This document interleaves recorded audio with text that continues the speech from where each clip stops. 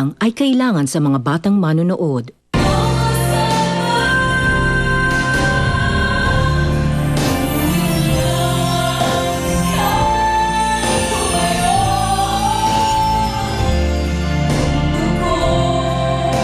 Ikaw, aminin mo sa akin, may gusto ko doon sa Kevin eh. Oo na. Okay. Meron nga, pero nag-iilusong lang naman ako eh. Tina, hindi marry me. You know that I'm not ready yet. Sa tingin mo, magkakagusto sa akin si Kevin? Stella, pag inalo ka ng boyfriend mo na magpakasal, huwag mong tanggihan. And cheap girl? What about? Well, that cheap girl is Kevin's girlfriend right now. What? What are you waiting for? Fire away. Aso lang ang kumakain sa pagkain na iniwan ng amo. At yun ka, Stella. You're a dog.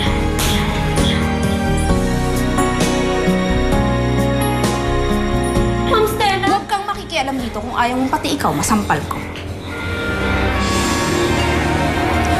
Now,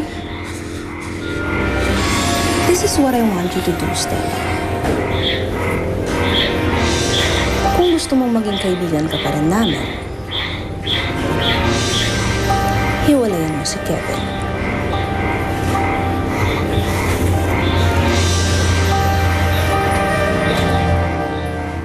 Hindi ka man lang lumaban. Nagpasampal ka. Ulat lang ko kasi ako eh. Anak, mahirap lang tayo. Isang kahig, isang tuka. Kaya kita pinaaral, pinagtapos. Kaya hindi ka dapat pumayag na sampalin o saktan ng kahit sino pa man. Kahit na gaano kayaman siya. Dahil kung may diploma siya, may diploma ka rin. Tama, sampalan na lang ng diploma. Kaya lang naman ako naiiyak ngayon kasi naiinis ako sa sarili ko eh. Dahil hindi ako gumante. Hindi ko alam, siguro dahil nagulat lang talaga ako. O kaya na-intimidate ako sa kanya. Baka naman dahil nagigilty talaga ako na sinagot ko si Kevin kahit na alam ko naging sila ni Tina. Pero di ba, break naman na sila? Yun ang sabi ni Kevin at saka ni Lucci. Oh, yun naman pala eh. So, ano ba pinagpuputok ng kilikili niya? Naku, wag niya kung ano yung pagkakita ko siya, sasampalin ko siya. Anak, anong plano mo? Makikipagkalas ka ba kay Kevin? Ba't ganyan ang tingin mo sa akin? Humihingi ka ng payo? Alam mo naman kung ano nangyari sa akin, hindi ba?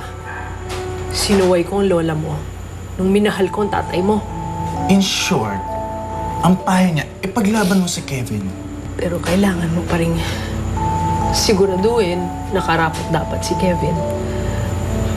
Dahil ayoko matulad ka sa akin. Pinaglaban ko ang tatay mo. Pero tingnan mo nangyari sa akin. Iniwan din niya ako. Ayo.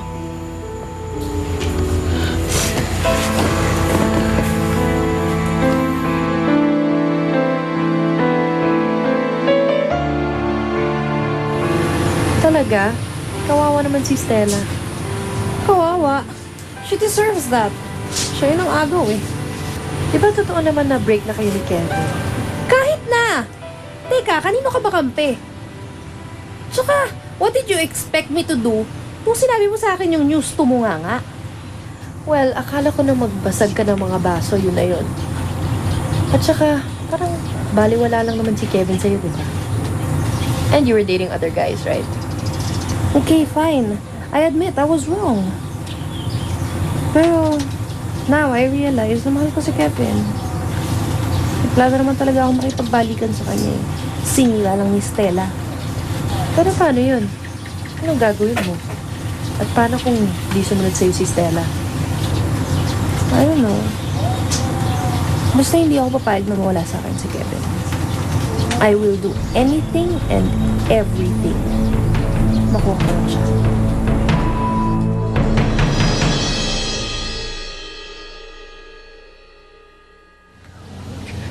I didn't think Dina could stoop that low.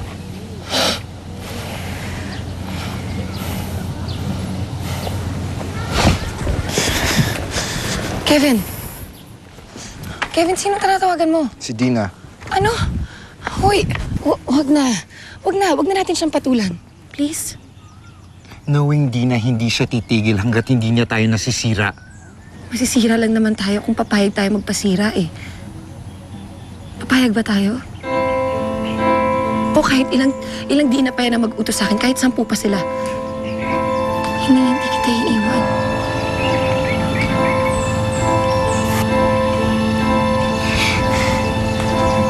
Ang tanong eh,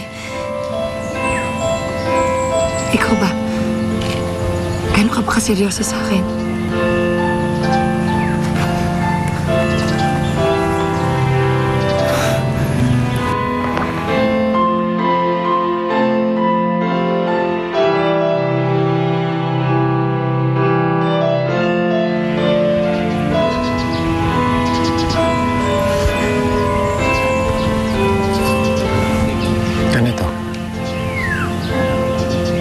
Ganitong kaseryoso.